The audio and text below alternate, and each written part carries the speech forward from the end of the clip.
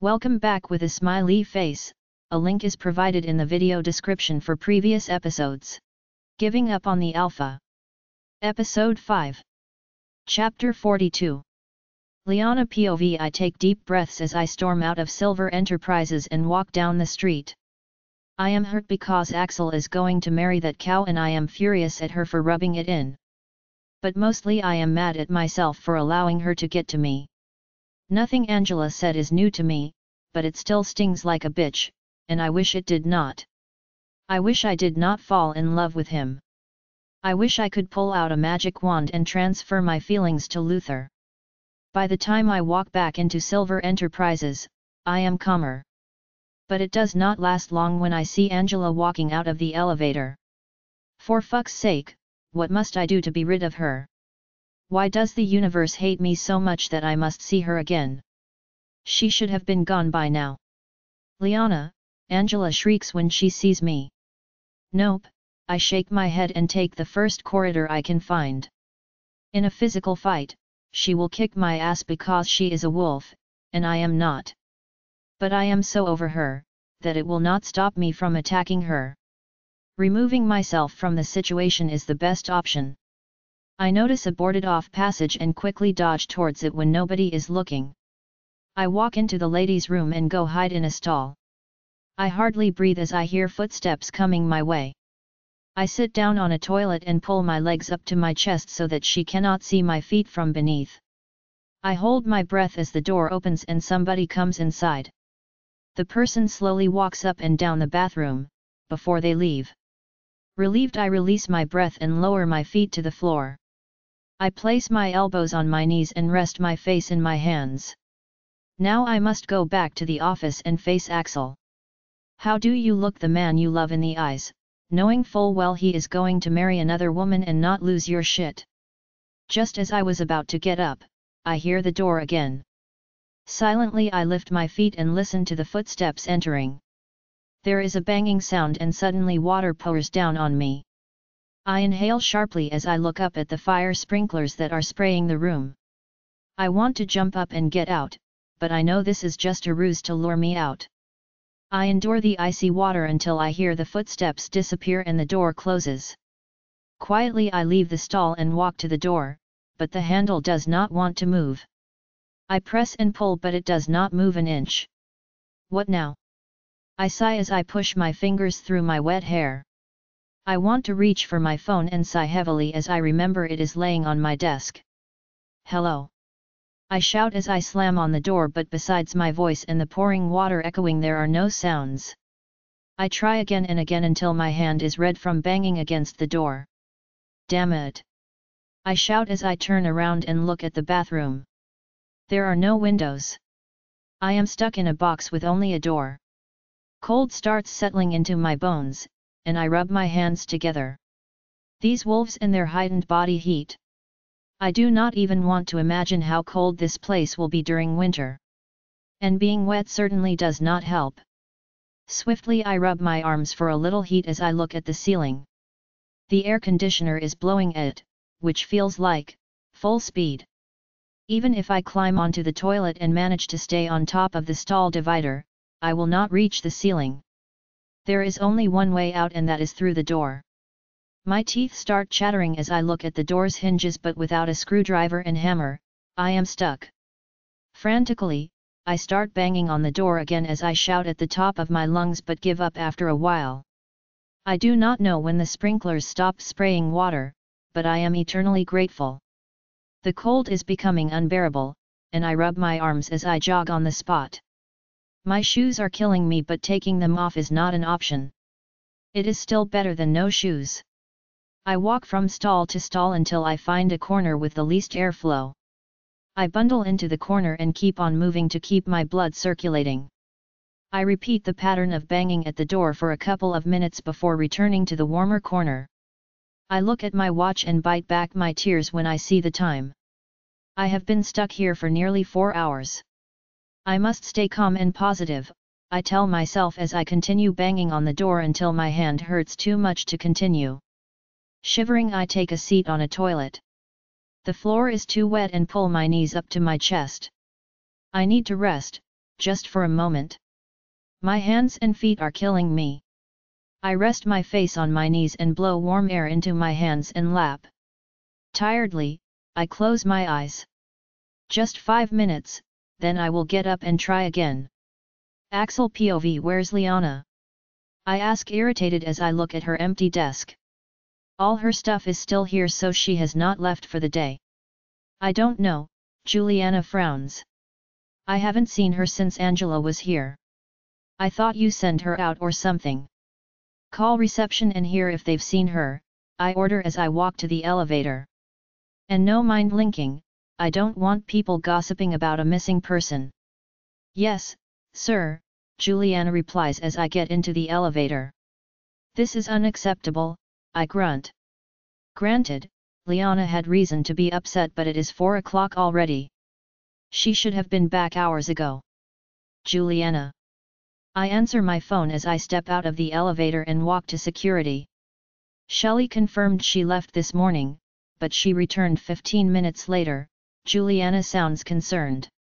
She walked towards the east wing when Angela called out to her. Thanks, I grunt as I end the call. Why does it not surprise me that Angela is partially involved? Where there is drama, you will find Angela. Security guards jump to attention when I barge into their office.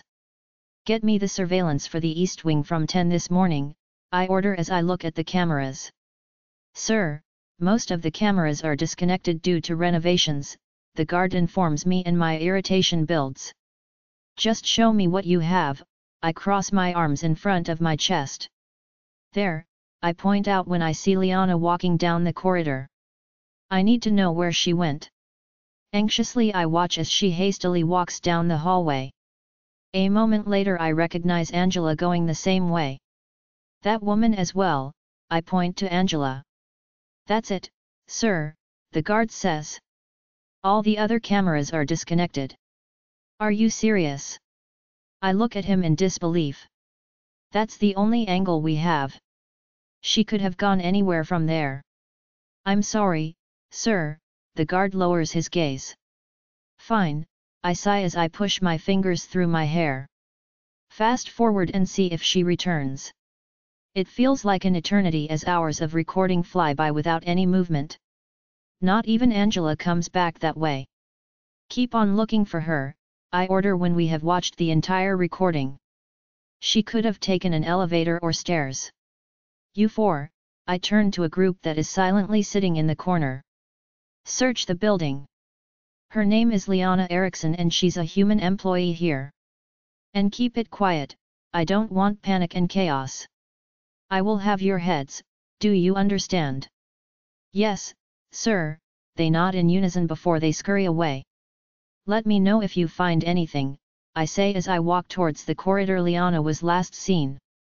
Finding her is not going to be easy, I realize as I look around from the last spot the camera picked her up. The quickest way would be through surveillance, but I will go out of my mind if I must sit behind a screen and not actively do something. I rest my hands on my hips as I look at all the possible directions she could have gone. All the hallways lead to stairs or elevators that could take her to other floors. All, but one. The old legal department. All the stairs and elevators are locked and sealed off. If Liana went that way, she would have no alternative but to return on the same path. And she did not. This leads me to the logical conclusion that she did not go there. Something is wrong. The thought jolts through me and I take a deep breath to remain calm. If it were anybody else, I would not panic, but this is my mate, and I cannot control the fear that is creeping closer. Frantically I pace up and down the hallways in search of Liana. Employees greet me as they leave for the day, and I nod absent-mindedly. I enter every office and bathroom but there is not a soul. It feels like an eternity before the guard from the control room phones me. No sign of her, sir, he reports. But we did find the second woman. She exited at accounting and left the building. Thanks, I disconnect the call and start undressing. Everyone has gone home, and I can shift freely without alarming anybody. I run to accounting and scour all angles from which Angela could have made it to here from where she was last seen on camera following Liana. I rush towards the stairs and am relieved when I pick up Angela's scent. I follow it all the way back to where I started. A low growl rumbles in my chest as I continue tracking her scent into the old legal department, and it is not long before I catch on to Liana's scent. My heart starts beating rapidly as her scent gets stronger, and I look in horror at the scaffolding piece that has been jammed underneath the door handle. Ferociously I claw the scaffolding to the side before I ram the door open. I slide over the wet floor and stammer backwards when I see Liana unconscious and curdled up into a ball on a toilet. Swiftly I shift back and kneel by her side. "Liana," I call urgently as I touch her hand, and my heart skips a beat when I feel how cold she is. "No," I mumble as I pick her up and hold her tightly against my chest before I carry her outside. "Axel POV Drew," I mind link him. "Get my gym bag and first aid kit out of the trunk and place it on the passenger seat. Start the car and open the door, I'm on my way." I pray the entire way as I run with Liana. I cannot hear or feel her breathing. By my calculation, Liana was stuck in that bathroom between 6 and 7 hours, which is plenty of time for hypothermia to kick in. Drew's eyes widen as he watches me run towards him. "Get in and drive," I order as I bundle Liana onto the back seat and get in next to her. I tear off her wet clothes and pull her tightly to my chest so that we can share body heat. "What happened?" Drew asks as I open the first aid kit and pull out the thermal blanket. "Angela," I grunt as I cover Liana with the blanket. "But keep it to yourself, I have a special surprise for that bitch." "Is she okay?" Drew's voice is thick with worry. "I don't know," I sigh as I pull Liana closer. "She barely had a pulse when I found her." Drew does not say a word as he accelerates, and I look down at Liana. Her skin is pale and cold. I lean forward and rest my lips on hers, which has a slight blue color. "We're here," Drew says, and I tug the blanket tighter around her. Somebody jerks open the door and emergency personnel reach for Liana. I feel cold and alone when they run off with her. Quickly I zip open my gym bag and pull on a pair of shorts and a t-shirt before I run into the hospital. It is not hard to find Liana, I only have to follow the snappy orders and people scurrying around to execute it. But before I could do or say anything, a male nurse blocks my way and firmly shows me to the waiting area. "Any word?" Drew asks as he joins me. "No," I grunt as I take a seat. I rest my elbows on my knees and intertwine my fingers. I keep my gaze fixated on my feet. "I am going to kill Angela, I swear. I have enough evidence to prove it was her. People saw her follow Liana, she was caught on camera, and I picked up her scent. And I am certain that I will find her fingerprints on the scaffolding and door. Not to mention that the fire sprinklers did not activate themselves. But I will be patient. It is Angela after all, and the situation is delicate because of our parents. I will play along and make her believe I am going to marry her. At the very least, that will keep Liana safe and off her radar. But as certain as the sun rises in the east, I will watch the life drain from her eyes." "Alpha," the doctor says, and I quickly jump to my feet. "The patient, Liana Eriksson," I interrupt him. "She's one of my employees and there was an accident at work." I know I do not owe him an explanation, but I cannot afford people questioning my relationship with Liana. Especially if I want to fool Angela. "Well, they're still busy with Miss Eriksson and I'm only here to give an update," he explains. "She has severe hypothermia. We started with warm fluids intravenously as well as oxygen and cardiac monitoring. Is she going to be okay?" Drew asks anxiously. "It's too soon to tell," the doctor sighs. "But so far it looks good and we're hopeful." "What's next?" I clear my throat when it feels like all oxygen is being squeezed from my body. "We wait and see how she reacts to treatment," he says patiently.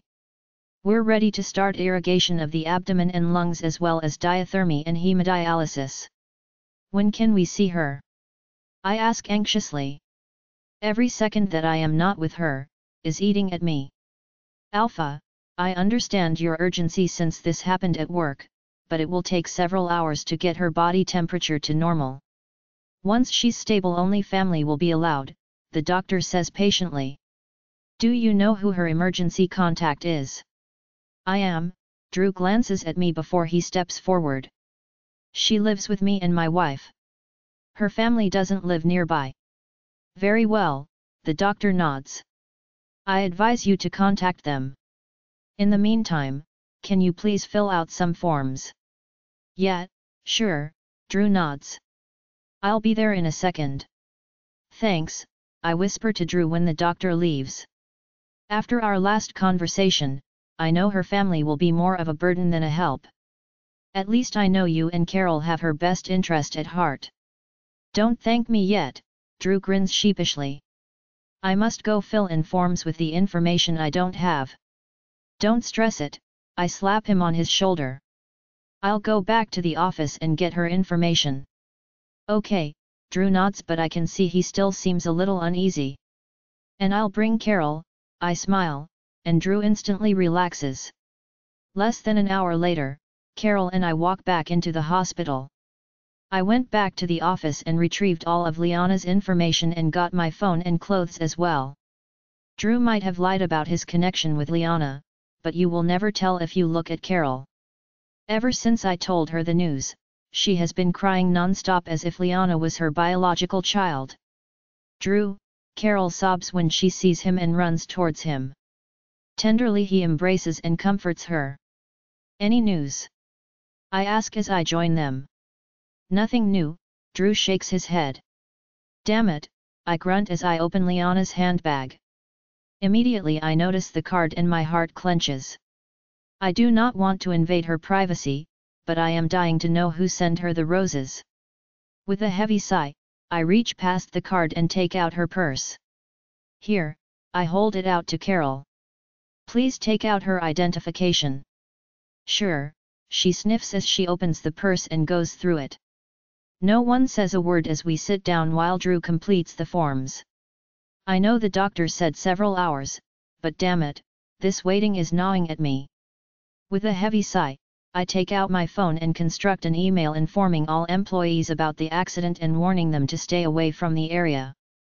I must get ahead of this before the truth gets out. Carol hands Liana's purse back to me and I cannot resist it any longer. I take out the card and read it. Orange roses for the one I desire. LC, hugs and kisses, jealousy rages within me as I read it over and over until I know it by heart. The one I desire? Who is LC? I will kill him along with Angela. The only comfort I have is that she doesn't want to hear his words. Which means that she has been rejecting his advances. I'm getting coffee. Carol pulls me away from my murderous thoughts as she stands up and walks to the cafeteria. What are you going to do about Angela?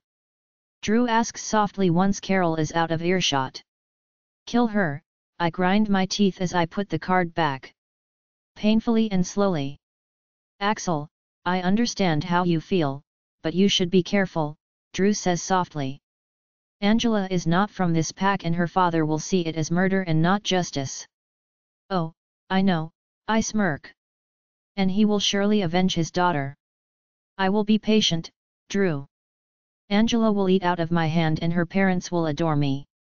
Only then will I take my change and afterwards I will be grieving with them about the terrible accident that took their beloved daughter from them. Geez, Drew looks at me with big eyes. How long have you been sitting on that one? From the moment I saw Liana in that bathroom and thought she was dead, I sigh. That reminds me. All our bathrooms will be upgraded, and the decor changed. I never want to see that room again or any room similar. I get up and walk away before Drew can respond. Recalling the image of Liana in that bathroom made me sick. There are no words to describe the agony and fear that I felt when I saw her. I am filled with anger and hatred as I stroll through the hospital's garden. I meant every word I said to Drew. The only thing I am uncertain of is how I will kill Angela.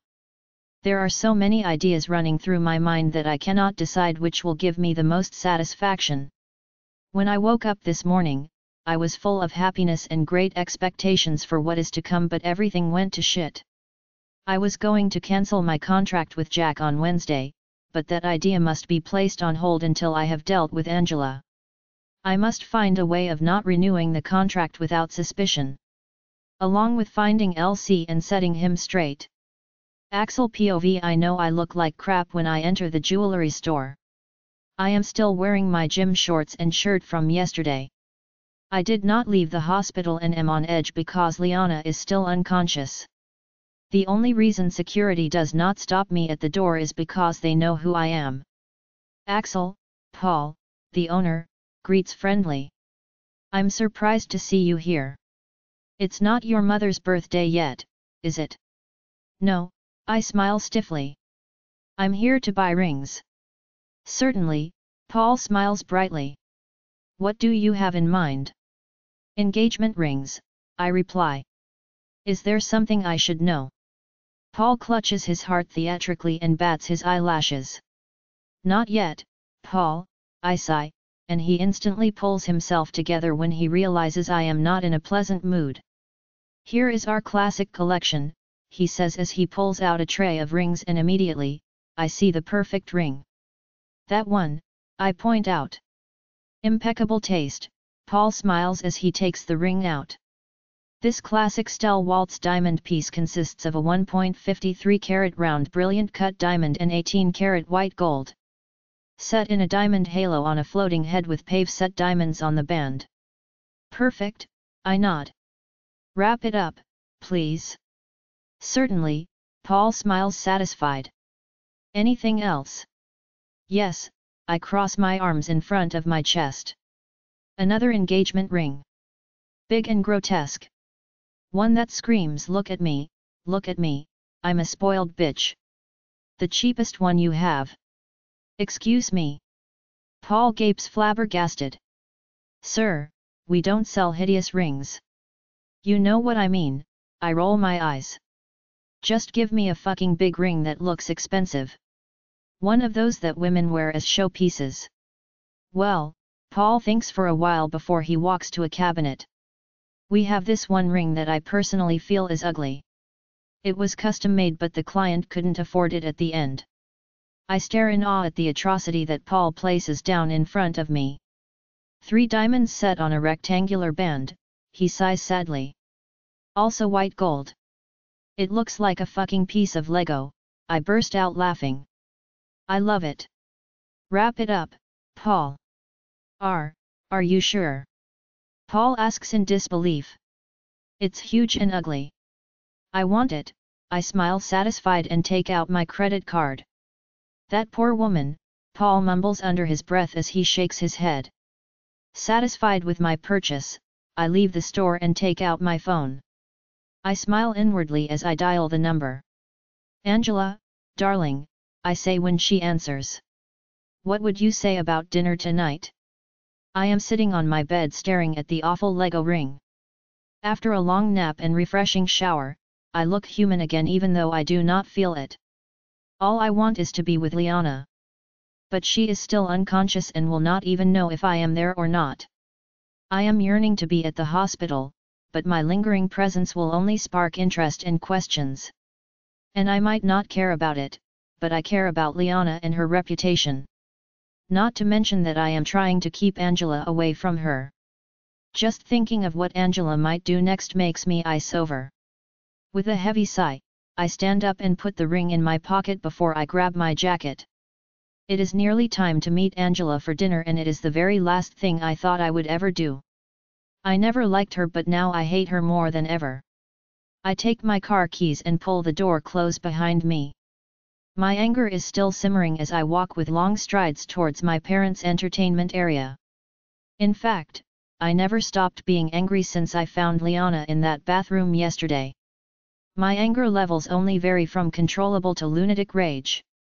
I can hear people laughing and talking, and I take a moment to compose myself. Tonight, I must deliver an Oscar performance. Darling, Mother smiles when she sees me entering the room. You look so handsome. Thank you, Mom, I smile politely as I walk to the bar and pour myself a stiff drink. I am going to need all the help I can get if I want to pull this off. And where are you taking my daughter tonight?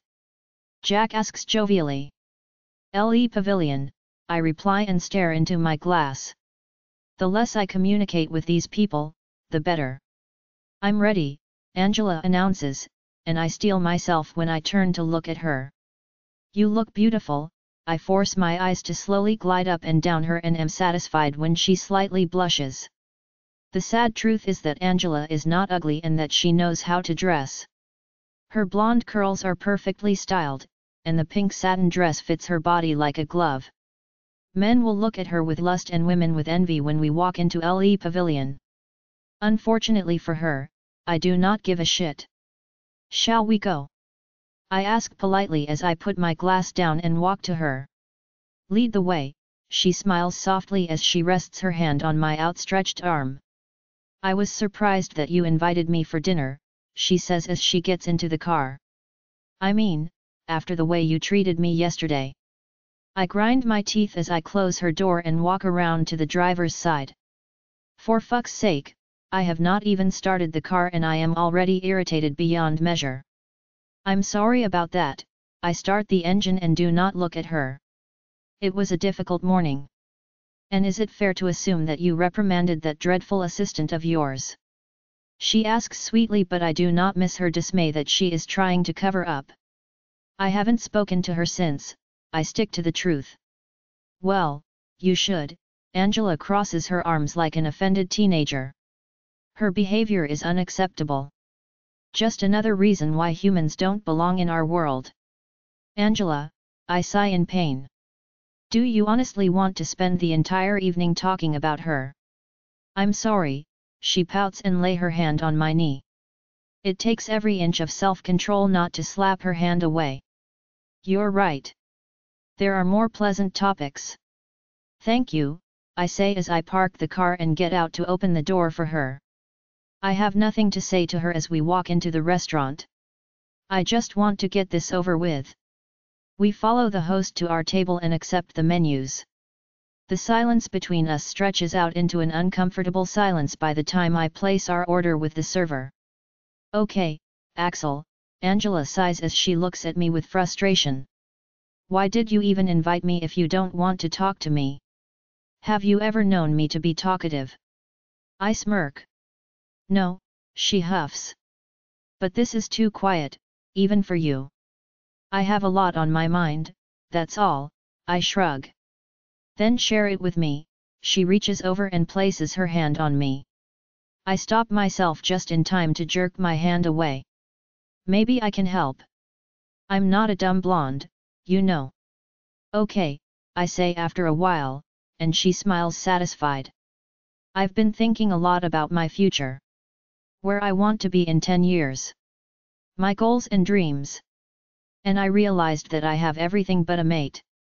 I understand, it gets harder with every passing year, Angela sighs, and for the first time I notice the sadness in her eyes. She might be the devil's sister, but she is longing for her mate just like I did before I met Liana. Angela, I don't want to be alone anymore, I look deep into her eyes. I want a family to go home to. A son to take over from me one day. You know how hard I've been looking for my mate.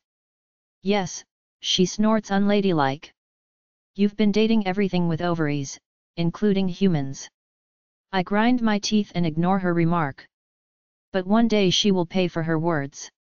Even so, I clear my throat, I've been unsuccessful in finding her. So, I decided to take matters into my own hands. I'm listening, she says softly, but I do not miss the sparkle in her eye. Angela, I reach into my pocket and take out the Lego ring. Will you marry me? I open the box and place it in the center of the table. It is with tremendous effort that I bite back my smile as I watch her swallow when she looks at the ring. I know she was about to shout yes to the entire world, but her vanity might be too great to accept this joke of a ring. It's, she stutters as she picks up the ring and clears her throat. Expensive, I know, I give her my biggest and brightest smile. I was assured it's unique and one of a kind. Oh, that I believe, she chuckles awkwardly. It's unexpected, I know, I say softly as I place my hand over hers that is holding the ring box. And if you don't want to accept, I will understand. We all want our true mate. Just say no and I will gladly take back the ring. No, she quickly takes the ring out of the box and puts it on her finger. I accept, she laughs happily and looks at me. Yes, Axel, I will marry you. Great, I smile satisfied and wink the server closer. A bottle of your finest champagne, I order as I look at Angela who is still staring at the ring. Unable to hide her disappointment. Liana POV. The rhythmic beeping sound is the first thing I register, followed by muffled voices and somebody crying softly. The room is dark except for a dim light coming from the hallway. Where am I? I groan involuntarily as I turn my head towards the light. I blink a couple of times to adjust my sight. Suddenly I remember the wet, cold bathroom and my struggle to get out. I must be in the hospital, I realize as I look at the monitors next to me. But how did I get here? I want to move but my entire body is stiff and sore as if I had tumbled down 20 flights of stairs. I fight the fatigue that is threatening to consume me and look around once more. 2 figures are sitting in the corner, and I focus on them. Carol. I croak as I recognize her and Drew. She is sitting on Drew's lap and crying on his shoulder. Liana, she sniffs and jumps up. Drew, call the doctor. Thank you, goddess, she laughs through the tears as she takes my hand. You had us worried. Why? I frown. Sure, I know I was stuck in a bathroom and felt like I was freezing, but is that really worth all this drama? Because you nearly died, kiddo, Drew's voice is hoarse as he comes to stand next to Carol. Really? I gape at them. Yeah, Carol kisses my hand. If Axel didn't find you when he did, you would have died. Where is he? I ask and look around hopefully. I know we were fighting the last time I saw him, but now all I want is to see him. He'll be here soon, Drew comforts me. He spent the entire night in the hospital and only went home to take care of business. How long have I been here? I frown as I try to make sense of everything. 30 hours, Carol sighs. It's been the longest hours in my life. Wah, Miss Erickson, the doctor interrupts me as he walks into my room. Wonderful to have you back with us. Thank you, I try to hide my disappointment behind my smile because he is not Axel. If you'll excuse us, the doctor looks at Drew and Carol. I need to examine her. We'll be right outside, honey, Carol leans over and kisses me on my forehead. Axel POV. You know, Angela pouts next to me as we drive home. You haven't kissed me since we got engaged. Or held my hand. Be fair, Angela, I smile to hide my irritation. I've never been affectionate in public. I'm not going to change now. I know, she sighs longingly. But it would have been nice to seal the deal with a kiss, don't you think? I've always dreamt, either you take me as I am or I'm taking that gorgeous ring back, I threaten her, and she instantly goes quiet. I keep my grin to myself as she stares out of the window. I never thought I could control her with the ugliest ring known to humankind. But it also makes me realize how desperate she is to marry me. No wonder she tried to kill Liana. Not that it is an excuse, it only proves to me how dangerous she is and that I am doing the right thing. With a ring on her finger, she will go home and plan a wedding that will never happen, forgetting about Liana.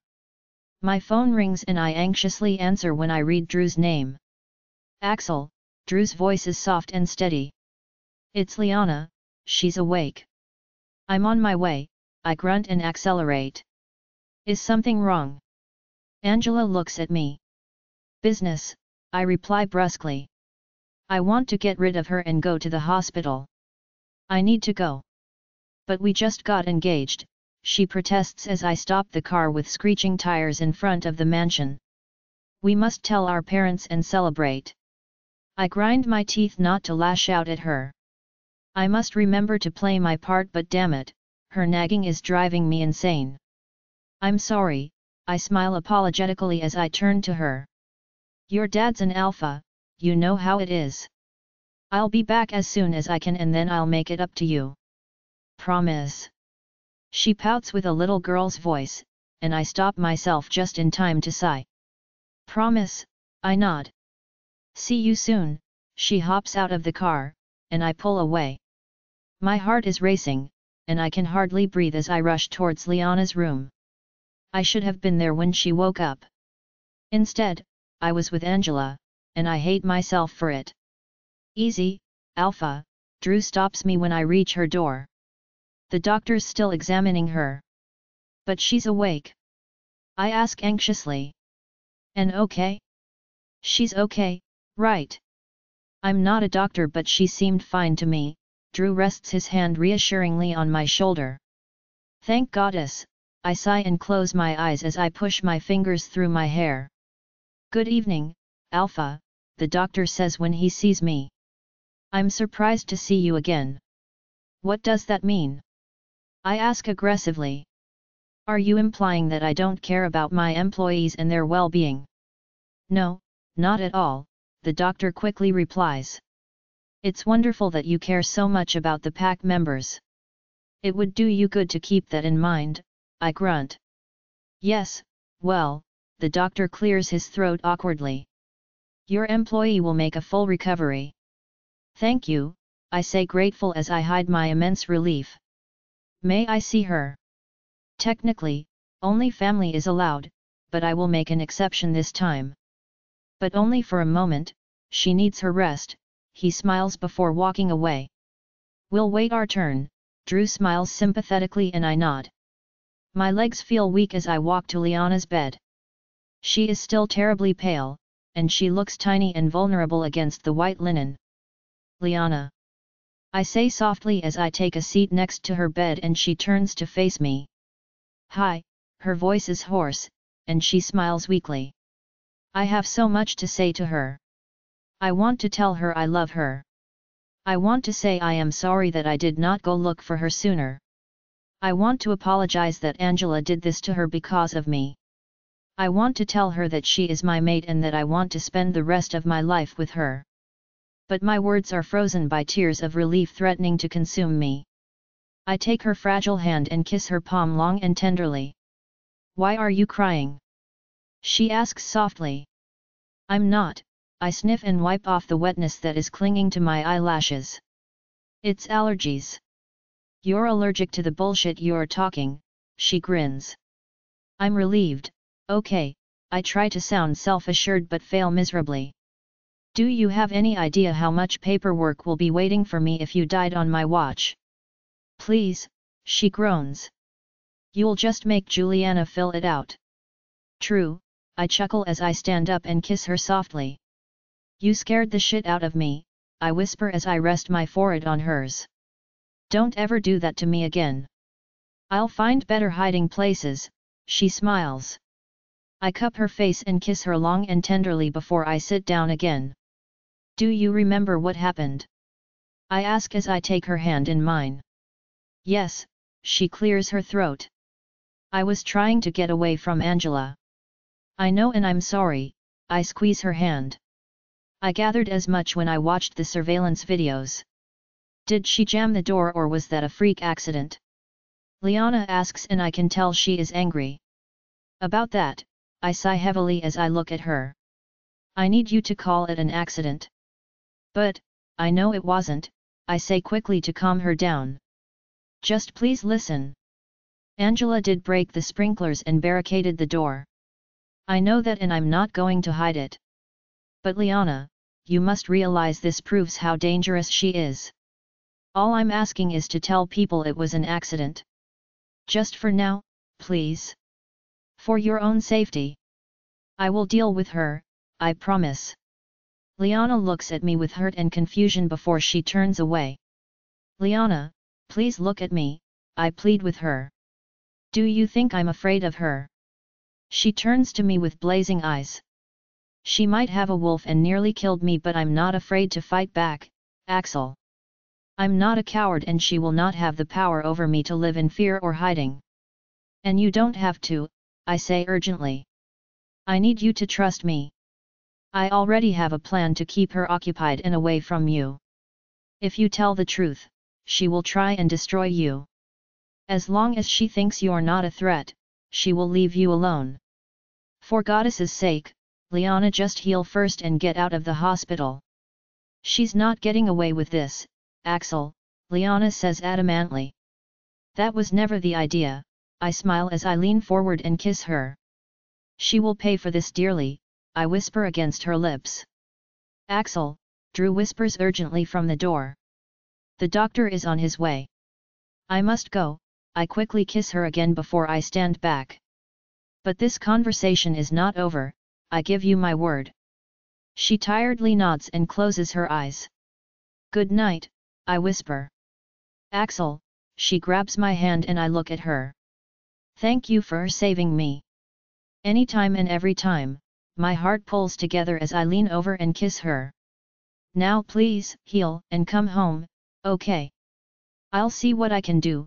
She closes her eyes and reluctantly I let go of her and walk away. Axel POV. I am relieved and sad at the same time as I drive back home. I am overjoyed that Liana finally woke up, but I am devastated that I must leave her there. The only consolation I have is that now I can focus on getting rid of Angela since I am less worried about Liana. The more I think about the incident, the more it dawns on me how dangerous Angela is. She knows full well what she has done and yet she has the audacity to ask me if I reprimanded Liana. It makes me wonder why she asked the question. Did she fish for information if Liana has been found? If I knew what happened? Or if I suspect foul play? What if she gets it into her head to finish what she started while Liana is in the hospital recovering? Just thinking about it makes me grasp for air as if an elephant is sitting on my chest. I pull my car into the garage and take deep breaths to calm myself. An Omega comes running towards me and I sigh inwardly. What now? Alpha is waiting for you in the living room, he says hastily as I get out. Thanks, I nod and walk inside. The last thing I am in the mood for is my family and their guests. I have not slept in 2 days and am exhausted. Where have you been? Dad asks as I walk into the living room. I was hoping everyone would be sleeping by now and that it will be just me and Dad. But clearly, Angela told them the news and now I am being ambushed. The hospital, I sigh and reluctantly take the only open seat next to Angela. Why are all of you still awake? We're waiting for you, of course, Angela giggles as she takes my hand. To celebrate our engagement. Why were you at the hospital? Mother asks concerned. Are you sick? No, I smile at her and ignore the urge to free myself from Angela's hold. There was an accident at work yesterday and an employee was hurt. How bad? Dad asks brusquely. And why do I hear about this now only? Because it happened late afternoon, I look at Dad. And at that point, the doctors didn't know whether she'll make it through the night. That bad, Dad mumbles concerned as he rubs his chin. It doesn't look good. She might die, I lie smoothly and look at Angela, but she keeps her eyes fixated on our hands. But I can swear she is doing her best not to smile, and it infuriates me. At least with this lie, she will stay away from Liana. That's terrible, Mother exclaims. What happened? I don't know, I say firmly. We're starting investigations tomorrow. That reminds me. Jack, I turn to him. I'm terribly sorry but we'll have to postpone our meeting. This is a priority. If the employee dies, I will be dealing with a shitstorm. Sure, Jack nods. I understand. I would do the same. Another week or two will make no difference. Thank you, I smile and stand up. Now that Angela and I are engaged, there will be no pressure from his side. Little does he know that I have no intention of renewing the contract with his company. When I am done, there will be no ties between us. Not personally, or business. If you'll excuse me. It's been a long day and it's not going to be better tomorrow. But what about us? Angela looks at me with teary eyes. We should celebrate. Daughter, be reasonable. Jack steps in and I could kiss him at that moment. As future Luna, you should be supportive in situations like these and ease his stress. Not add to it.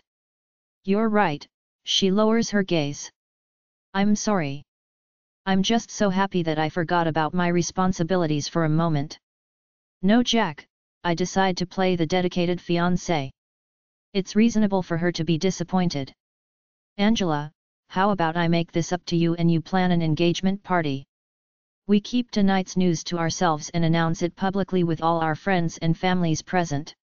How would you feel about that? Really? She looks at me with big, sparkling eyes. It's the least I can do, I shrug. Yes, she jumps up and hugs me tightly. Thank you. Then it's settled, Jack grins from ear to ear. Tomorrow we will return home and start the arrangements. I smile satisfied as I wiggle myself from Angela's hold and walk to my room. Not only is Angela going home, but she will also be occupied, and Liana will be safe. I moan in pleasure as my erection grows harder and desire pulses through me. Yes, I groan inwardly. Her mouth is so soft and warm. I missed her so much since, my eyes fly open. In horror, I look at my groin where blonde curls are bobbing up and down. I must blink a couple of times to register that it is a very naked Angela who is sucking on me. What are you doing? I bellow and try to pull out of her mouth without harming myself. Pleasing you, she looks up and glides her tongue along my shaft. Angela, get off, I twist myself away from her hold and get out of bed. I'm your fiancé, she pouts as she stands up and walks to me. It's my duty to relieve your stress. This is not helping, I protest as I walk to my closet and put on boxer shorts. I need sleep. Everybody knows X reduces stress, she laughs coquettishly as she comes closer. Not when it's against one's will, I cross my arms in front of my chest. Why did you even propose if you don't even want to touch me? She asks angrily. It's not that I don't want to, I say calmer and change my attitude. But this is inappropriate. For goddess's sake, your parents are under the same roof as us. Now that we're engaged, Daddy won't mind, her voice is sultry as she comes closer. I wreck my mind to find a solution to get her out of here. No way am I sleeping with her. But I must do something to keep her satisfied and obedient. I mind, I growl as I take her by the throat and pin her against the wall. When I say it's inappropriate, her eyes widen and fill with fear as I tighten my grip, but it soon makes way for lust when I slip my hand between her legs and start rubbing her clitoris. Instantly she spreads her legs and looks at me with anticipation. When I say I need sleep, I say as I rub harder. If I want you in my bed, I will call on you. If you ever disobey my orders again, I will not touch you until the wedding night. Do you understand? I grunt as I continue rubbing her. Why, yes, she pants. Do not make a sound, I order her, and she nods. I have no desire to hear her moans of pleasure. All I want is for her to come so that I can get her out of my room and some sleep. She bites onto her lip as her body tenses as I relentlessly continue. I close my eyes and lower my head to hide my disgust about what I am doing. By her shallow breathing, I can tell she is not going to last much longer, and I release my grip around her neck a little before I choke her to death. So, I lean forward until our faces are only inches apart and increase my fingers' speed. Be a good girl and go back to your own bed. She closes her eyes and whimpers as I continue my onslaught until she starts trembling. Oh, not a sound, I hiss, and she clamps a hand over her mouth as her orgasm ripples through her. After a moment she goes limp, and I let go of her. She clings to the wall as she catches her breath and looks at me with a mixture of lust and victory. This is so much better than a kiss, she pants. Are you sure I can't do the same for you? I want to. I so desperately want to. No, I turn my back on her. Now leave. I listen to the door open and close as I walk to my bathroom. My skin is crawling from her touch. Vigorously I scrub my hands with soap and water to get rid of her stench. I only stop when it feels like I am about to remove my skin. With a heavy sigh, I dry my hands and rest them on the counter as I look at myself in the mirror. How and when did things get so out of hand? How did I never realize how crazy that bitch is? For fuck's sake, she is capable of murder. Furious at myself, I punch the mirror and it shatters into pieces. A sharp pinch radiates up my arm and I look emotionless at the blood on my knuckles. It is only a superficial scratch, but I deserve to lose this hand. I touched Angela with it. Worse, I pleased her with it. Filled with disgust and self-loath, I step over the glass shards and lock the door before I climb back into bed. But as tired as I am, so restless am I. I want to be with Liana. No, I need to be with Liana. I reach into the bedside drawer and take out the ring box. For a moment I stare at the perfect ring and fantasize about how I am going to propose to Liana and what our future will be. The thoughts calm me enough to make me smile and I put the ring back into the drawer before I finally drift off to sleep. Liana POV. Good morning. The soft, angelic voice of the nurse is like sandpaper against my eardrums. Why in the name of everything holy must they wake me at 5 in the morning? Why are sick people not allowed to sleep in? It's still night, I complain as I pull the cover over my face against the light. I did not have the best night's rest. Between the unfamiliar noises, I kept on waking up. Not to mention the stabbing pain in my chest at 1 o'clock this morning. It was so painful, I thought I was having a heart attack. But just as suddenly as it appeared, it disappeared. I'm sorry, she says softly, lifting my arm to take my blood pressure. I'll be quick. What day is it? I yawn as I turn on my back and look at her. Wednesday, she smiles. You're allowed to receive visitors today. Even better, 3 more days and then I can go home, I smirk. I am not too fussed about the visitors. Between Drew, Carol, and Axel I was not alone for a moment. Last night I insisted that Drew and Carol go home and get a decent night's rest. There is no need for someone to watch over me while I sleep.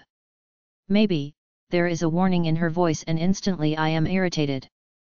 I want to go home. All done, the nurse smiles.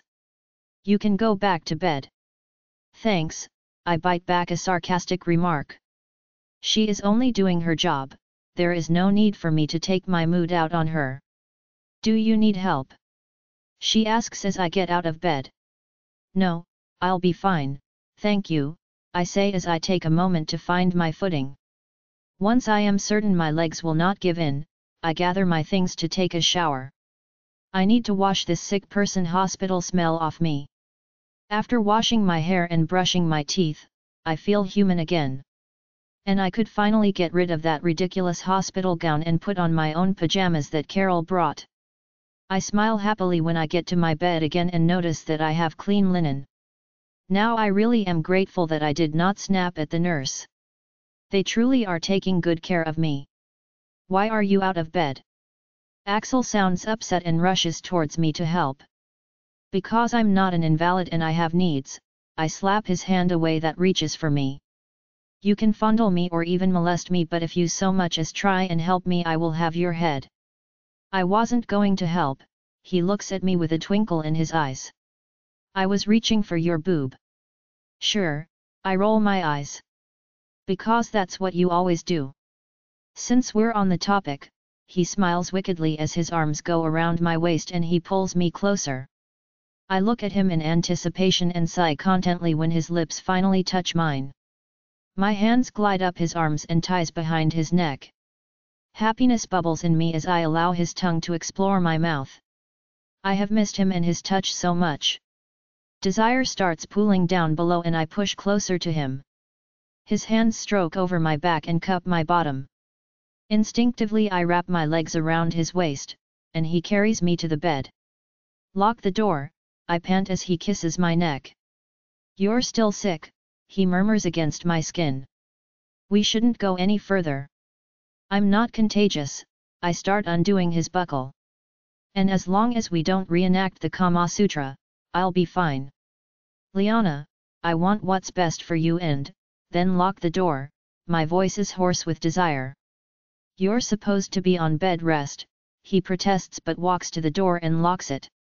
I am on the bed, I smile as I pull my pajama top over my head. And I will be resting afterwards. I cannot argue with your logic, he grins before he takes my nipple in his mouth, and I groan in delight.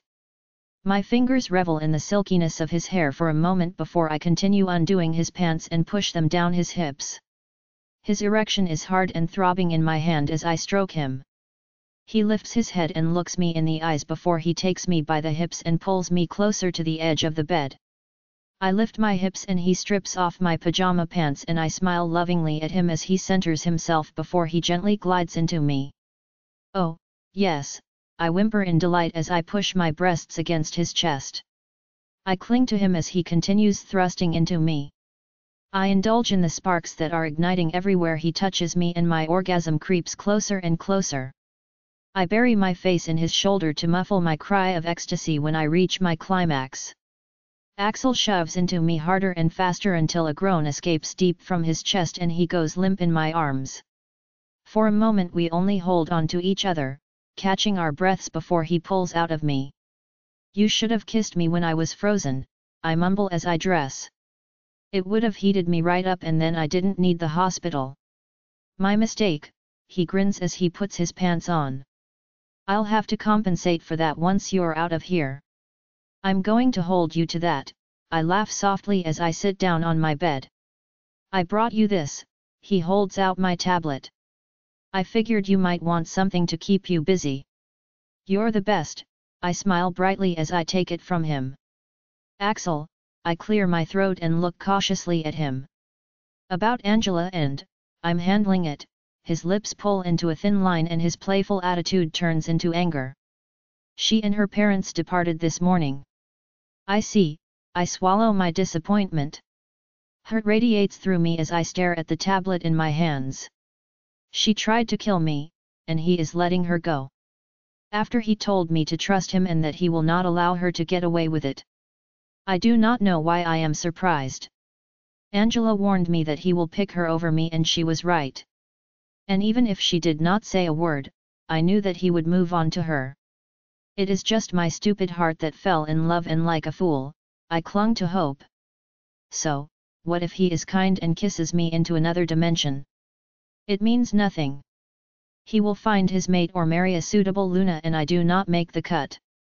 You should get back to the office, I fake my prettiest smile when I look him in the eyes. Thanks for stopping by. I'll see you after work, he leans forward and kisses me before he walks out.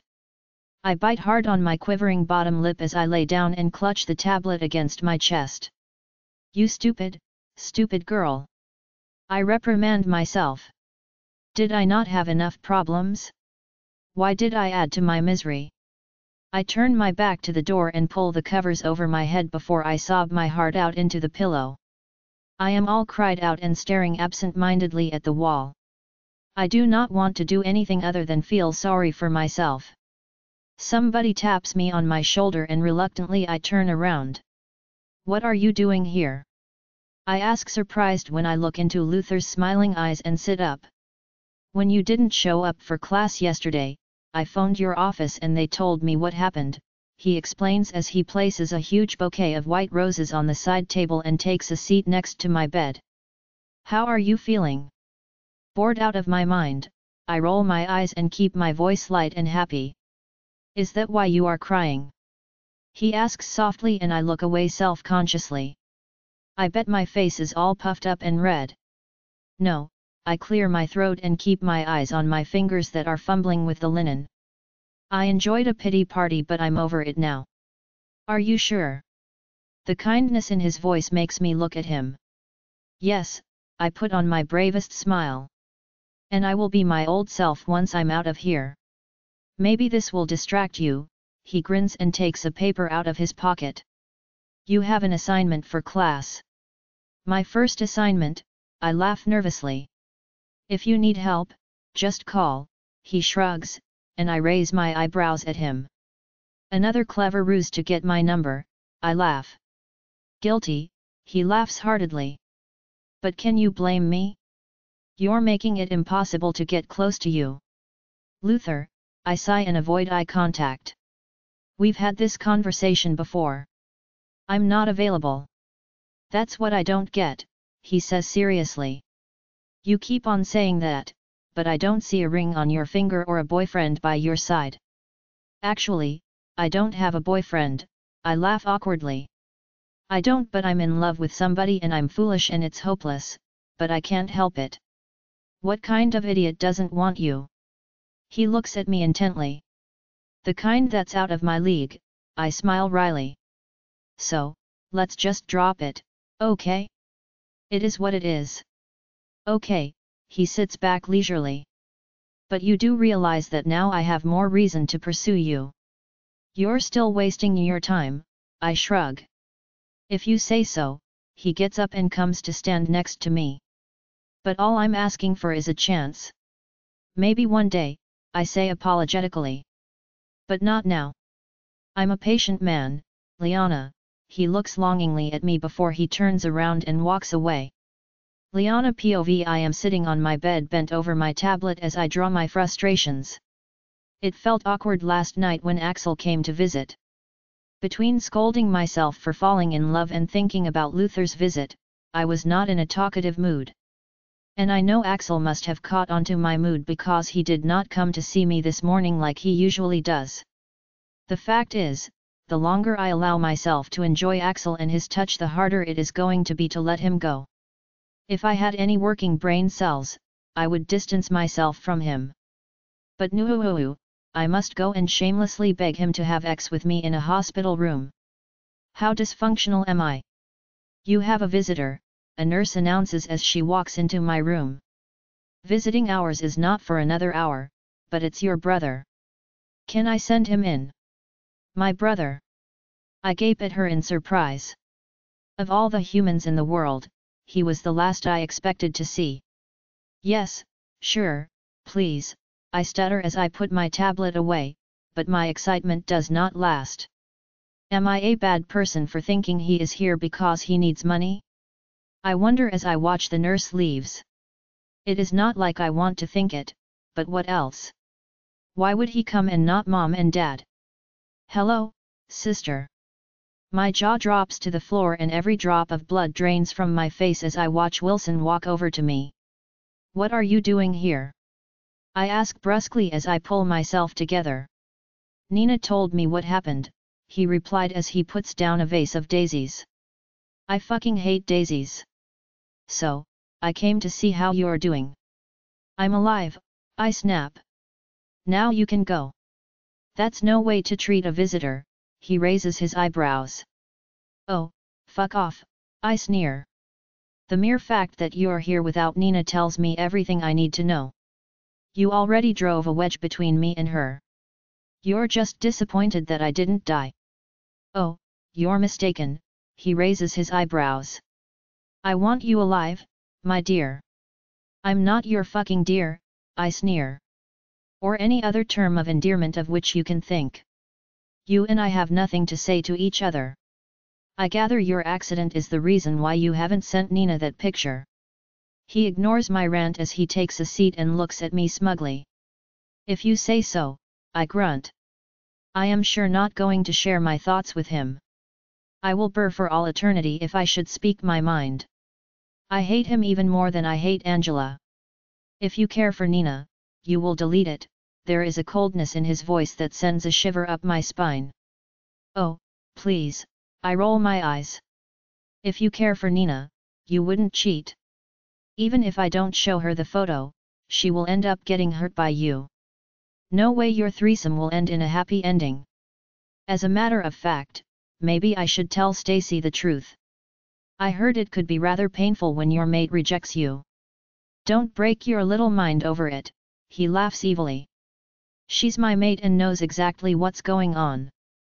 Figures, I grunt. Shit does attract flies. Has it ever occurred to you to ask why I'm doing it? He rests his elbows on his knees and intertwines his fingers as he leans forward. Has it ever occurred to you that your reason doesn't matter? I raise my eyebrows.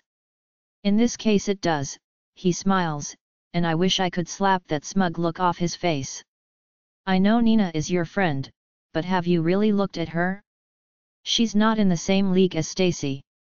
Listen, I sigh theatrically to mask my disgust.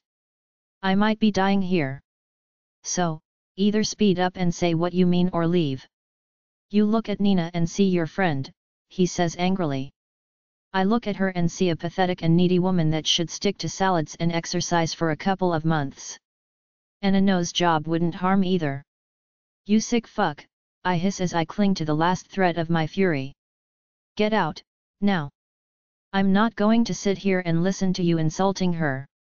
I reach for the button to call a nurse, but he quickly takes the controller. Not so fast, his words are dangerously soft. You want to hear this, believe me. You can sit here and slur at me all you want, but the point is, you're the reason why I'm dating her. You were right about one thing. I don't give a rat's ass about Nina or her feelings. She's only a means to an end. A way to get close to you. What are you talking about? I ask as an ominous feeling sends dark tendrils down my spine. Stacy is my mate, he explains as he looks at me with boredom.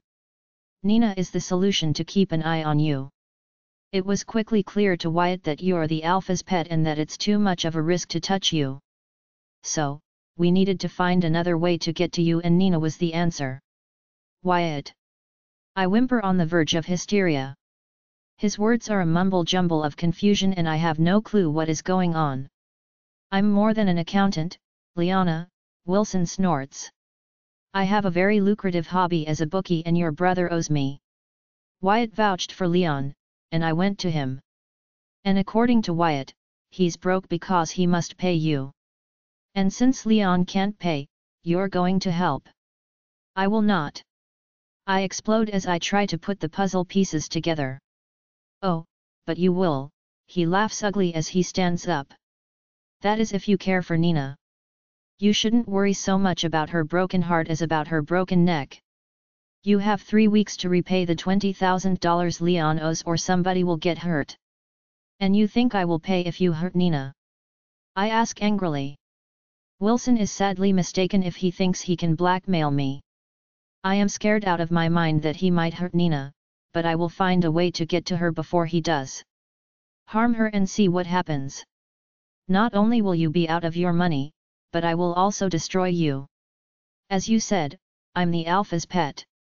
I might be human, but I do have the means to get to you.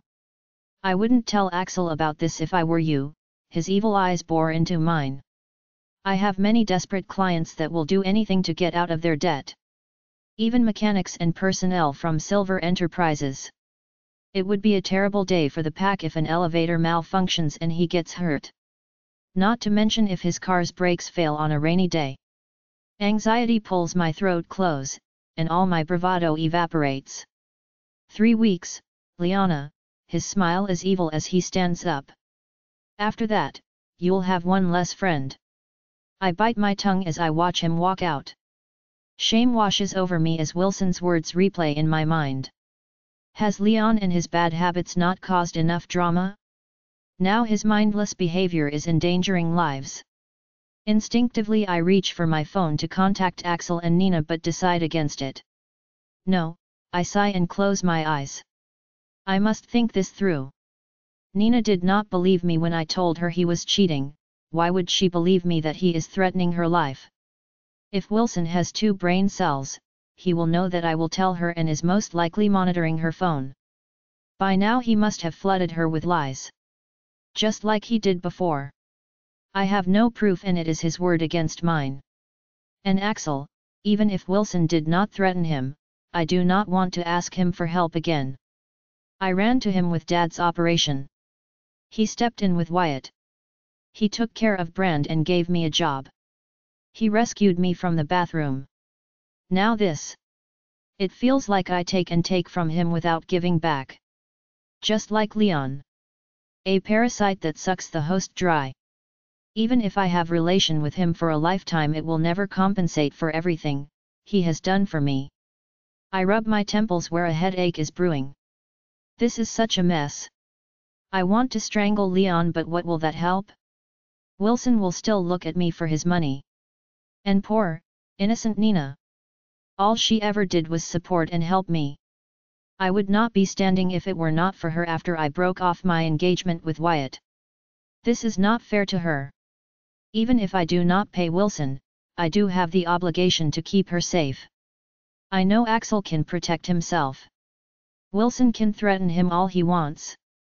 Axel will snap his neck like a twig.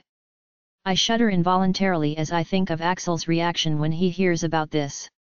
He is going to be so mad, and I do not even want to imagine what he will think of me after this. I might not be the love of his life, but at least he does not look at me like trash. But that will change once this comes out. I have two choices here. Either I ask for Axel's help to keep Nina safe and he will loathe me for the rest of his life. Or I pay Wilson and pray that he will never contact me again.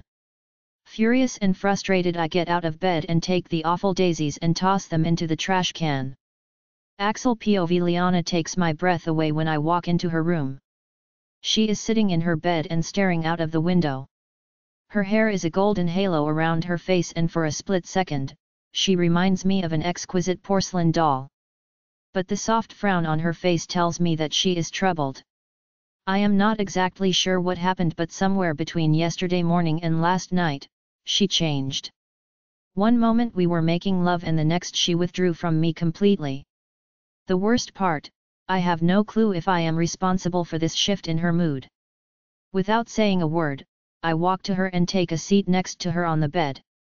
She looks at me with her soulful blue eyes and smiles softly when I pick up her hand and gently kiss her fingers. The now familiar sparks of the mate bond surge through me, and I cannot stop the jab of guilt about touching Angela intimately. That was not my proudest moment, and I pray to Goddess that Liana will understand and forgive me if she ever learns the truth. If I could tell Liana that she is my mate, I would have told her here and now, but it will do more harm than good. What's bothering you? I ask as I wrap her hand in mine. Nothing, she shrugs. I just want to go home. Miss Erickson, the doctor walks into the room and I quickly let go of her hand. How are you this evening? Still alive, she smiles. And bored out of my mind.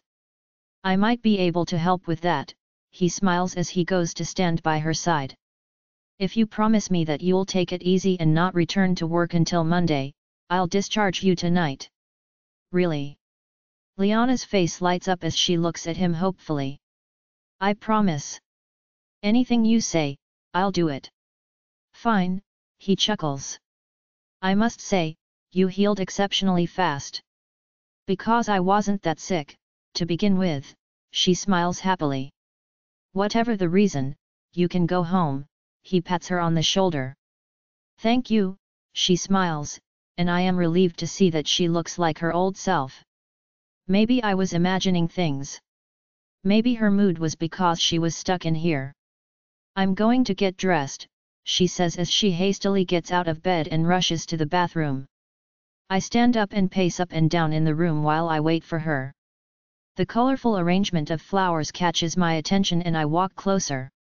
I frown when I see the daisies in the trash can. They do not look wilted. Why is it in the trash? Finally, Liana sighs as she emerges from the bathroom. Going home never sounded so good. Can I help you with anything? I smile as she starts packing her bag. I will appreciate it if you can start taking the flowers to the car, she replies over her shoulder. All of them. I raise my eyebrows as I look at all the flowers. It's not debatable, she wrinkles her nose. Its symbols smile upon the land, wrought by nature's wondrous hand. I feel the blood drain from my face as she quotes the poem that Elsie has sent to her. With Liana nearly dying and Angela's drama, I completely forgot about it. Until now. Fine, I hide my frustration behind a smile and pick up a vase with a single yellow rose. Interesting, I frown as I hold up the vase. Only one. There's beauty in simplicity, she smiles softly. I'm going to sign out, she says as she leaves the room. I was about to gather more flowers when I notice a card attached to the single rose. I place the vase down and read it. A single yellow rose, happiness shows, all over your face. It is obvious, you just glow. Peace and harmony like a river flow, as our relationship steadily grows. LC. Son of a bitch. I grunt and stop myself just in time before I smash the vase and flower to pieces. This guy is really getting under my skin. I was at the hospital every possible moment and I have not seen anybody here but Drew and Carol. I grab a different vase and march towards the car. If there is any justice in this world, that rose will be left behind. But 2 trips later between the car and the room, all the flowers are loaded, and we are on our way back home.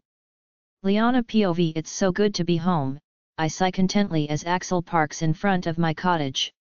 I swear, if it weren't for you bringing my drawing supplies to the hospital, I would have gone insane. Happy to help, he gives me half a smile before he gets out of the car, and I sigh inwardly. I guess I only have myself to blame. I was the one who made it weird between us yesterday. And honestly, Wilson's visit did not help my mood either. My entire cottage is filled with fresh flowers when we are done unloading. Luther sent me flowers every day.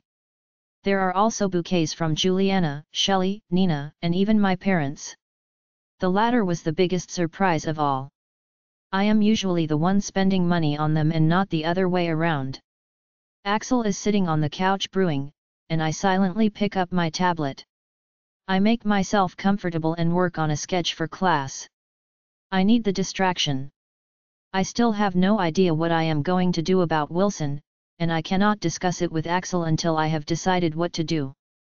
You were gone for 3 days and now you don't even talk to me. Axel huffs and I look up. I'm sorry, I put the tablet down and look at him. You seemed distracted, and I didn't want to bother you. Why are you assuming I'm distracted? He growls. I've been nothing but polite. Exactly, I smile. You're polite. Not friendly, not happy, polite.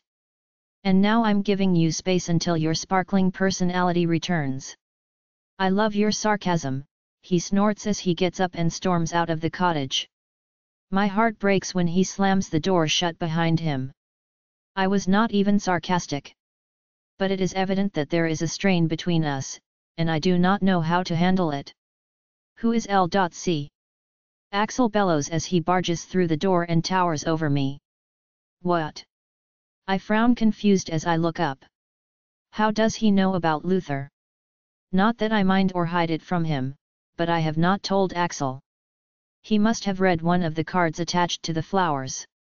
You heard me, his mouth is pulled into a thin line and his chest is heaving up and down as he fights his anger. Don't make me repeat myself.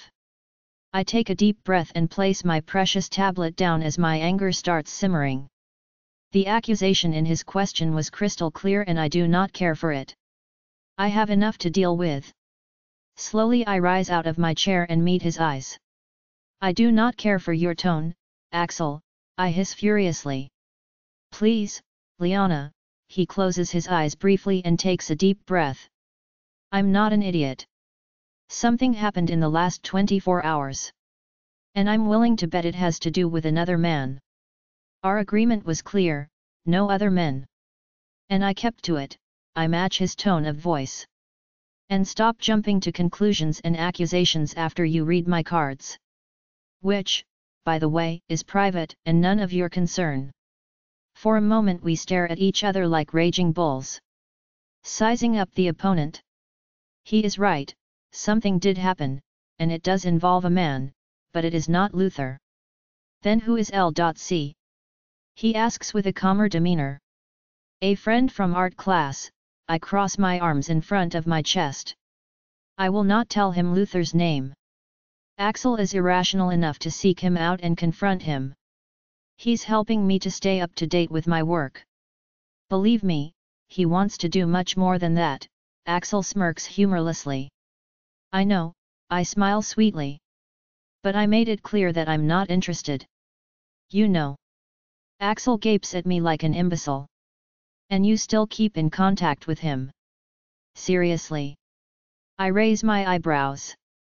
You dare say that while Angela basically stalks you? That's different, he grunts with less aggression as he pales. Oh, please, I throw my hands up in the air. How? She wants to be your bride and tried to kill me because of it. Liana, no, I interrupt him, now seriously pissed off. You don't get to judge my friendships when yours threaten my existence.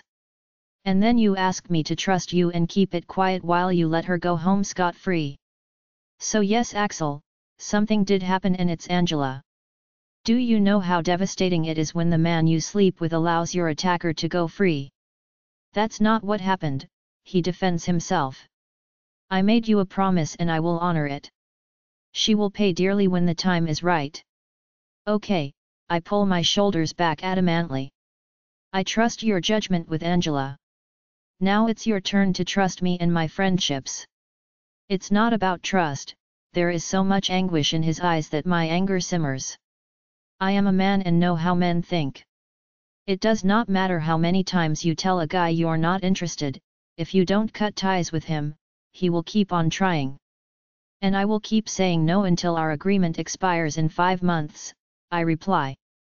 He steps back as if I have physically slapped him, and I frown slightly.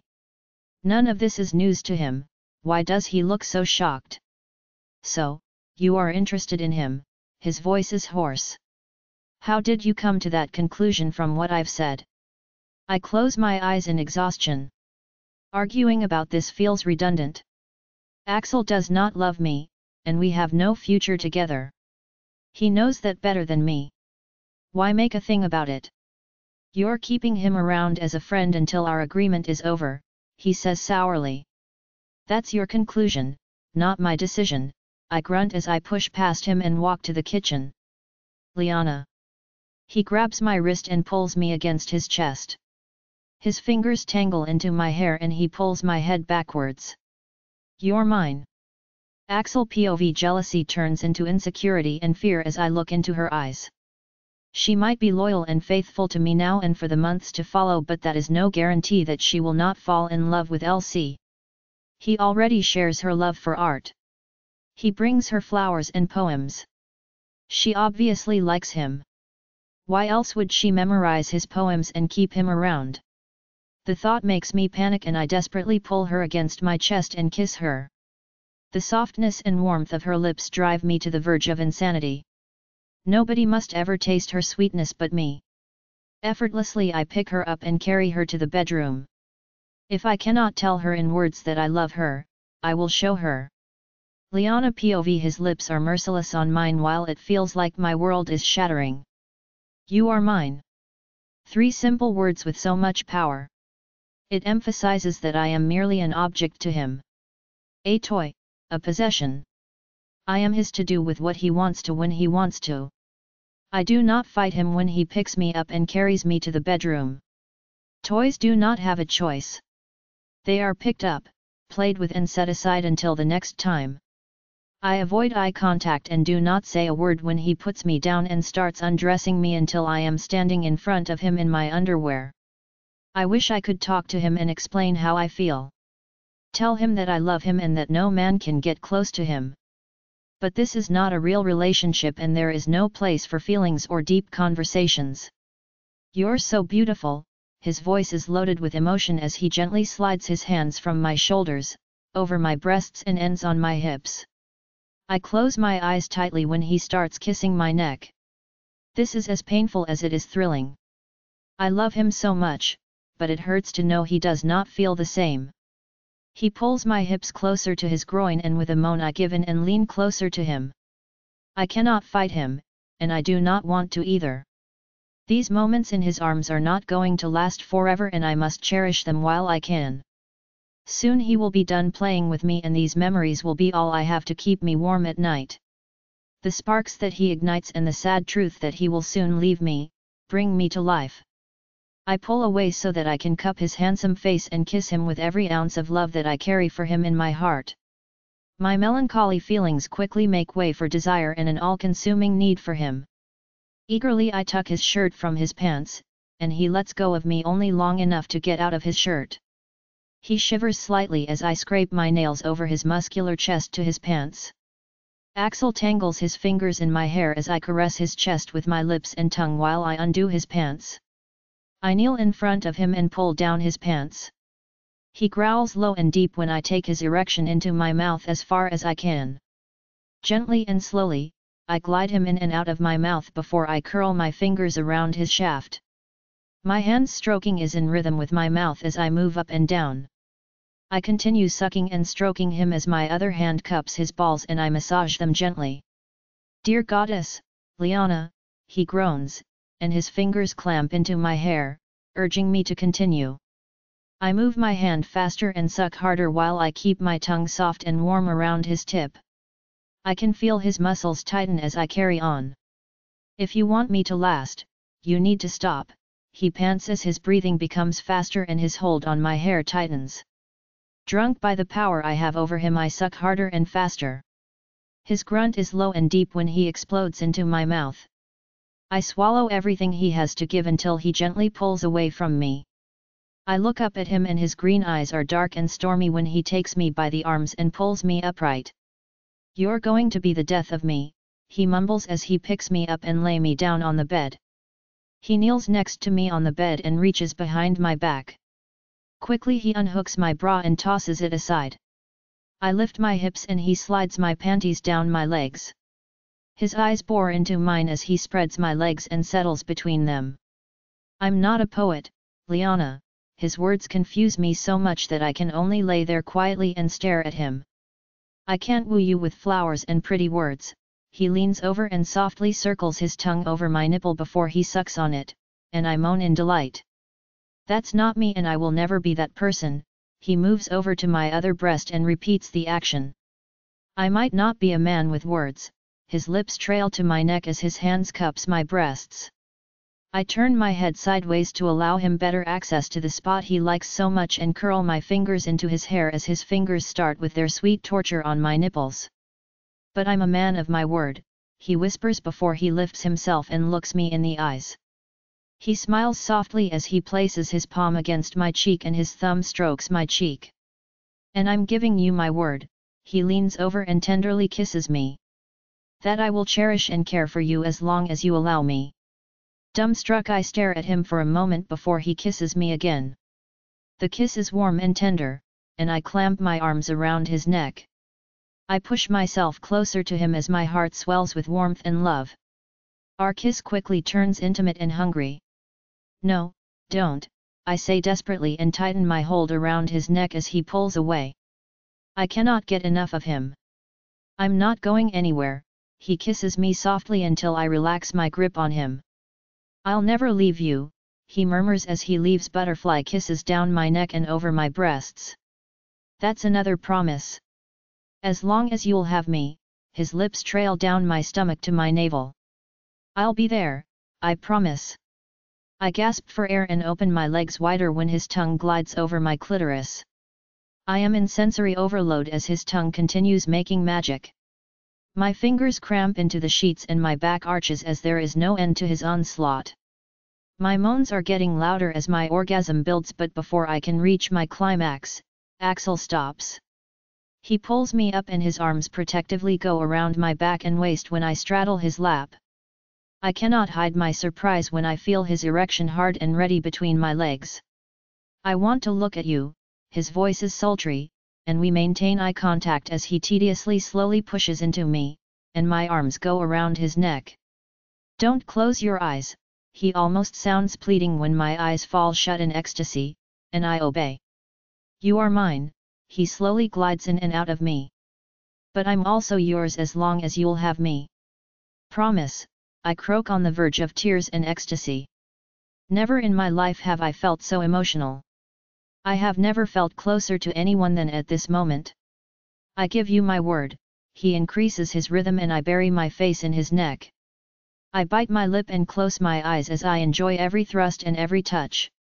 I cling to him tighter as my desire builds higher and higher. The world comes to a standstill and our breathing becomes louder. I move my hips faster as he thrusts harder, and my orgasm hits me hard as he ejaculates into me. For a long time, we only hold on to each other, trying to get our breathing under control. I cannot bring myself to let go of him. I do not want to spoil this moment of pure perfection. The things he said and the promises he made have filled my heart with peace and warmth. I am not naive to think that this will last a lifetime, but I will take what I can get. And having him completely to myself for the next 5 months is a gift that I will cherish. Are you cold? Axel breaks the silence after a while. No, I sigh contently and lay my head down on his shoulder. Are you tired or hungry or, what's this? I laugh softly as I lift my head and look at him. 20 questions. I'm only looking after you, he smiles softly as his fingers glide up and down my back.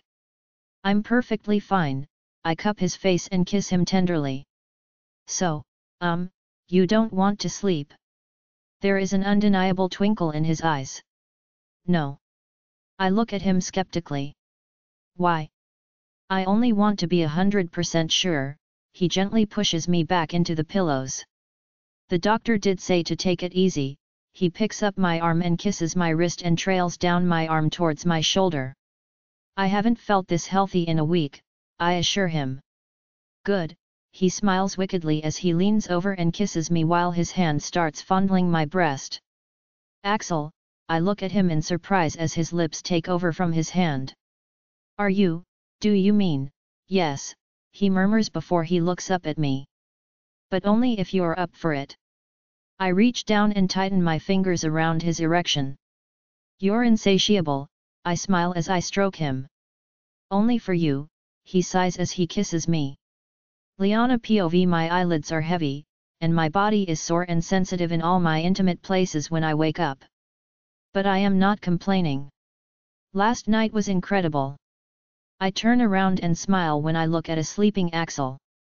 I nestle closer to him and close my eyes. After last night I will need a week of sleep to recover. But try as I may, I cannot fall asleep. My mind is too busy. In reality, Axel and I have a dysfunctional relationship. What we have will never survive. We do not talk things through. We disagree, fight and then end up in bed. I have no idea how he truly feels about Angela. Sure, he tells me he has no time for her and is downright rude at times. Even in public and in front of other people. But still, he tolerates her, and she keeps on coming back to him. He says he is doing it because of her parents, but Angela, she does not strike me as the self-loathing type that will tolerate such behavior. She is a proud, spoiled and self-righteous woman. Why is she clinging to Axel? Why endure humiliation and rejection time after time? If this were a real relationship, I could have talked to him about it. I could have told him that I love him and that Luther will never be more than a friend. Instead, I must be satisfied with pretending an incredible, mind-blowing relationship. Frustrated with myself and the situation, I turn onto my side with my back towards Axel and stare through the window as the dark sky slowly turns to light. If this were a real relationship, I could have told him about Wilson without fearing that he might think I am only using him to solve my problems. I honestly do not know what I am going to do about Wilson. It does not matter from which angle I argue the situation, I end up with the same result. I can find a way and pay Wilson, but what about next time? Because let us be real, there will be a next time with Leon. Wilson is scum, but getting rid of him is not the solution. Leon will continue with his ways and there will always be another bookie looking for money. There will be a day when I cannot pay, and then what? Those people are ruthless. What if they go after my parents? I might not have a solution, but I know what I do not want. I do not want to involve or endanger Nina and Axel. And until I can devise a plan, I will string Wilson with the idea that I will pay him. Why are you awake? Axel murmurs behind me as he puts his arm around my waist and pulls me closer to his chest. Why are you? I smile as he kisses my shoulder. I must go to work, he mumbles as his lips trail from my shoulder to my neck. You're not. I can make you breakfast before you go, I turn on my back to face him. You're my breakfast, he nibbles on my ear, and I close my eyes as his hand slips between my legs. Fine, I spread my legs and curl my fingers into his hair. Coffee then? Sounds perfect, he smiles leisurely as he settles between my legs. He keeps my gaze as he slowly enters me. I take a seat on the couch and pull my knees to my chest as I drink my coffee and stare out of the window. Axel has left for the day, and I already enjoyed a long and luxurious bubble bath. Today I am only going to relax. I refuse to think about Leon, Wilson, or Angela. But before I can finish my coffee, my phone rings. Hello Leon, I greet politely. Hi, he greets jovially. Mom asks if you had sent this week's money. The groceries were delivered, but no money. No, I grunt through clenched teeth. The bloody cheek. I have been discharged from the hospital less than 24 hours ago. When was I supposed to get the time? Geez, relax, Leon snorts. No need to bite the messenger's head off. And if you have time to order groceries, you have time to send money. The groceries are pre-ordered and paid, my voice is strained as I control my anger. And since we're talking about money, what's the story with you, Wyatt and Wilson? I have no idea, don't even think about it, I cut him off brusquely. I am on the verge of hysterical rage, and it is not going to take a lot to push me over the cliff. Playing dumb with me is not going to work. I'm not mom that eats your shit for breakfast. You know what? His voice climbs an octave higher. If you weren't so stingy and helped out more, I wouldn't have to find other ways to stay alive. 20,000, Leon, I shout into the phone beside myself in anger. 20,000. That is not the cost of living. It's with interest, he replies as if it is the most obvious thing in the world. Leon, I hiss as I close my eyes and take a deep breath. Listen carefully, I'm not paying them. I don't have the money. Even if I could afford it, I wouldn't. I'm done with you. I end the call before he can reply. Furiously I pace up and down in the living room. I do not think I have ever been this mad in all my days. Heaven knows I try my best to be a good person. I turn the other cheek and suck it up when I feel I am being treated poorly. But I had enough. No more. I take out my phone and send Wilson and Nina a message before I grab my handbag and walk to the bus stop. The coffee shop is fairly quiet when I walk inside, and I immediately spot Nina. You don't look like someone that almost died, Nina teases me when we are done hugging and greeting. At least I have that going for me, I laugh softly. How are you? Great, she smiles but her eyes betray her. Wilson said, about him, I cut her short and look her straight in the eye. I invited him as well, he'll be here in half an hour. Really? Nina looks surprised but not overexcited. I thought you hated each other. I still do, I smile sourly. But there's something else I want to discuss with you before he arrives. I'm being blackmailed. What? She gapes at me. How? Why? Leon, I roll my eyes. He owes money and now the bookie wants me to repay it, or he'll hurt someone I love. That's terrible, she reaches over the table and takes my hand. What are you going to do? What would you do? I throw the ball into her court. Well, I guess I would have paid, she says after a moment of silence. And if you don't have the money? I raise an eyebrow. Protect the loved one, she frowns. At the very least, warn them. Okay, I nod and take out my phone. I scroll to the photo of Wilson and Stacy and hand it over to her. You're the loved one and Wilson the bookie. He's only dating you to force me to pay Leon's debt. Nina's eyes nearly pop out of their sockets as she looks at me in disbelief and slowly shakes her head. I'm sorry to blurt it out like this, I say urgently. But we don't have time for niceties and arguments.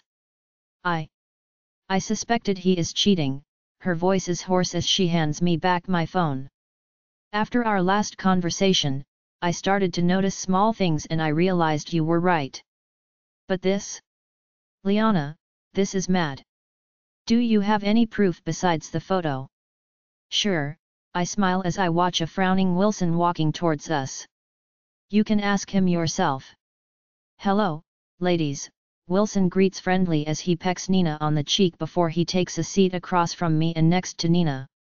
What a delightful surprise. Cut the crap, I sneer. I told her everything. She knows about the money. Nina, babe, he turns to her. I thought you said she's fine after the accident. What is she talking about? Be a man and tell her the truth, Wilson, I challenge him. Tell her how you and Wyatt are preying on women for money. That's not true, Wilson spats the words. Wyatt and I, you know Wyatt. Nina interrupts. Why haven't you told me? Surely you don't expect me to list every person I know, Wilson snorts.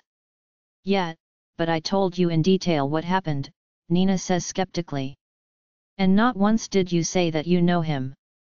Lies by omission, I say before Wilson can reply. All for $10,000. 10. Wilson explodes and nearly elevates from his seat. It's 20. So, it's true, Nina gasps as her eyes fill with tears. You could have only corrected her if it's true. You bitch, Wilson sneers as he leans towards me. You think you're so smart, but what do you think is going to happen once you leave here? Absolutely nothing, I smile victorious as I stand up. Come on, I take Nina's hand and pull her to my side and out of Wilson's reach. Go collect from Leon, I'm not his keeper. We're leaving. This isn't over, Wilson growls. Not by a long shot. Maybe not for you, I smile sweetly. But it is for us. Fine, he leans back in the chair. Take Nina, I'm bored with her anyway. But if you don't pay, I will break every bone in Leon's body. You can break his neck for all that I care, I snort. What have you done? Nina whispers in a panic as we leave. He will wait for me when I get home and, you're not going home, I say adamantly as I lead her out of the coffee shop. Liana POV no, no, no, Nina shakes her head wildly as she comes to an abrupt standstill and jerks free from my hold. This is absurd and crazy and Nina. I say sharply and rest my hands on her shoulders. Calm down, it will be fine. Fine. She shrieks. How can things possibly be fine? You heard Wilson, and we have no idea what he is capable of. I have a plan, I try to calm her, but she looks at me with tear-filled eyes. He broke my heart, she sobs. Now he's going to break my neck. Oh, goddess, I roll my eyes and grab her by the arm. Now is not the time to be hysterical. Come on. Where are we going? She sniffs. It doesn't matter where we hide, he'll find us. We're not going to hide, I say adamantly as we walk down the street. I turn a deaf ear to Nina's complaints as we walk to Silver Enterprises. Never in a million years did I think she will lose it like this. Trying to explain to her what I have in mind, will be a waste of time. She is too caught up in the drama in her head. The guard at Silver Enterprises gives Nina a questioning look but he does not say a word as we walk past him. I ignore the curious glances and head straight for the elevators. Liana, Juliana looks at me in surprise. What are you doing here? Aren't you supposed to be in the hospital? I was set free, I grin as I guide Nina to a chair and help her take a seat. I need a favor, I turn to Juliana. Can you please keep an eye on her while I talk to Axel? And order her sweet tea. She got some, shocking news. Sure, Juliana nods. Thanks, I smile and walk towards Axel's office. Axel POV I am sitting behind my desk while I rhythmically tap with my pen on the desk. Last night with Liana was spectacular but still, I cannot shake the feeling that something is wrong. When we had coffee before I came to work, she was cheerful and talkative, but there was something in her silence that sets off alarms in my head. The restlessness in her fingers as she fumbled with the spoon and her cup. The faraway look in her eyes when the conversation stops. Something is bothering her, and I do not know what it is or what I can do to show her that I am here for her and that I will support her no matter what. There is a soft knock on my door and my eyes widen in surprise when Liana enters. "Why are you here?" I ask, concerned, and am instantly on my feet. I walk over and pull her into my embrace. "You're supposed to be at home resting." I know," her smile is strained as she looks up at me. "We need to talk." The seriousness in her voice wakens an ominous feeling and I nod as we take a seat on the couch. "It's Wilson," Liana sighs. "He came to see me in the hospital." Intensely I listen to the story, and the more Liana talks, the angrier I get. My mate is being blackmailed and threatened. Wilson will not survive this, I swear. "And you're telling me this now only?" I jump up and shove my balled fists into my pockets. It hurts that she does not trust me enough to have told me sooner. "I'm sorry," she mumbles and starts fumbling with her fingers. I didn't want to burden you with my family. You've done so much already." "Damn it, Liana, why would you think that?" I close my eyes as exhaustion takes over. What have I done or said that gave her the idea that she is a burden to me? "Because you don't owe me or my family anything," she stands up and walks to me with blazing eyes. "I get that you're mad at me for not telling you, but this is ultimately my problem and not yours. And I'm sorry that I'm running to you once again with my drama. I know you're busy and don't have time for me and my fucked up family.